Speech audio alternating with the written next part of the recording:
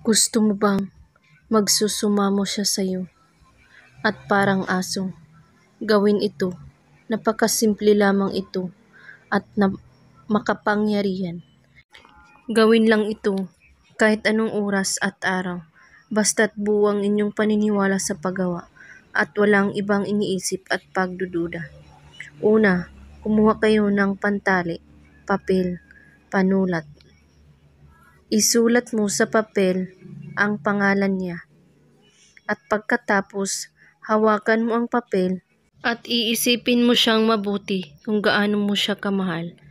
At pagkatapos, halikan mo ang papel ng 3 beses at itupi mo rin ito ng 3 beses at talian mo ito ng pantali.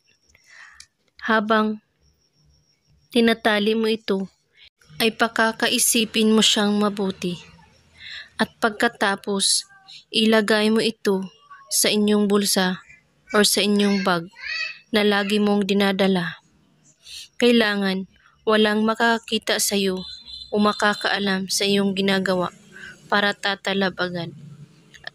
At kung may katanungan po kayo ay magko-comment lang po sa baba. Maraming salamat sa panunood. May God bless us all.